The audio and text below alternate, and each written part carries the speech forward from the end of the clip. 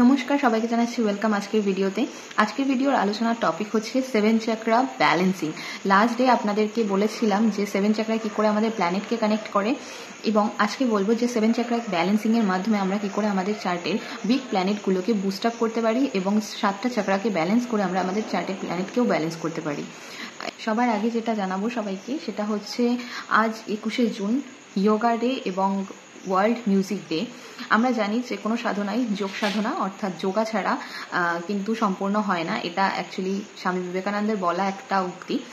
এবং যোগা হচ্ছে এমন একটা টপিক এবং মিউজিক হচ্ছে এমন একটা টপিক যেটা আমাদের মনকে ভালো রাখতে সাহায্য করে, এবং যোগা হচ্ছে আমাদের বডি, মন, হেলথ সব কিছুকে ভালো রাখতে সাহায্য করে। তো আজকের টপিকের আলোচনা হচ্ছে যোগা, বেসিক্যালি কিভাবে আমরা যোগা প্র্যাকটিসের মাধ্যমে 7 চাকরাকে ব্যালেন্স করতে পারি। তো চলুন আজকে ভিডিওটা শুরু করা যাক। তো ফার্স্ট চলে আসছি মূলাধার চাকরার জন্য। মূলাধার চাকরা যদি যাদের ব্যালেন্স না থাকে তাদের ক্ষেত্রে কিন্তু দেখা যায় অনেক সময় এদের কিন্তু নিজেদের উপর কনফিডেন্স থাকে না, নিজেদের রাগে কন্ট্রোল থাকে না, এই ধরনের প্রবলেম বা ইস্যু হয়ে থাকে। বা অনেকের ক্ষেত্রে দেখা যায় পাইলস রিলেটেড প্রবলেম হচ্ছে, এই ধরনের কিছু বা ব্লাড রিলেটেড প্রবলেমও কিন্তু দেখা যায়। তো মালাসন অর্থাৎ গার্ল্যান্ড পোজ, এটা কিন্তু মূলাধার চাকরা ব্যালেন্স করতে প্রচণ্ড ভালোভাবে সাহায্য করে। এবং বীরভদ্রাসন 2, বীরভদ্রাসন অর্থাৎ ওয়ারিয়র পোজ 2, এটাও কিন্তু আমাদের মূলাধার চাকরাকে ব্যালেন্স করতে খুব সাহায্য করে। চাকরা হচ্ছে স্বাধিষ্ঠান চাকরা। স্বাধিষ্ঠান চাকরা ব্যালেন্স করার জন্য আমরা কিন্তু ট্রায়াঙ্গেল পোজ অথবা ত্রিকোণাসন আমরা করতে পারি। এর সাথে বাটারফ্লাই পোজ বা যেটাকে বলা হয় প্রজাপতি আসন অথবা বাধা কোণাসন, এই দুটো যোগা কিন্তু আমরা ট্রাই করতে পারি। হচ্ছে মণিপুরা চাকরা।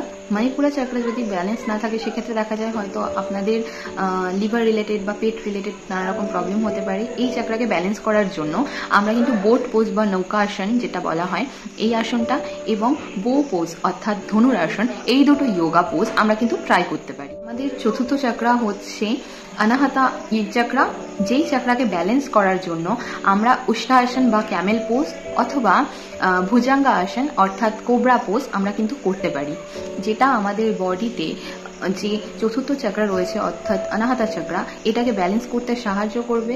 চলে আসছি বিশুদ্ধ চাকরা অর্থাৎ পঞ্চম চাকরা। বিশুদ্ধ চাকরা থাকছে আমাদের গলায়, যেটা কিনা আমরা ব্যালেন্স করার জন্য ব্রিস্ট পোজ বা সেতু বাধা আসন, এই পোজটা আমরা ট্রাই করতে পারি। এবং দ্বিতীয় আসন হচ্ছে ফিশ পোজ বা মৎস্য আসন, এই দুটো যোগা কিন্তু আমরা ট্রাই করতে পারি বিশুদ্ধ চাকরাকে ব্যালেন্স করার জন্য। নেক্সট যে চাকরাটার কথা বলবো সেটা আমাদের খুব ইম্পর্টেন্ট চাকরা, অর্থাৎ যেটা আমাদের দুটো আইব্রোর মাঝে থাকছে, থার্ড আই চাকরা অথবা যাকে আমরা বলছি অজানা চাকরা। এই চাকরাকে ব্যালেন্স করার জন্য সব থেকে বেটার যেটা সেটা হচ্ছে পদ্মাসনে বসে মেডিটেশন করা। এর সাথেও আমরা যদি বালা আসন অর্থাৎ চাইল্ড পোজ, এই দুটো যোগা আমরা প্র্যাকটিস করতে পারি, তাহলে কিন্তু আমরা থার্ড আই চাকরাকে খুব ইজিলি ব্যালেন্স করতে পারবো।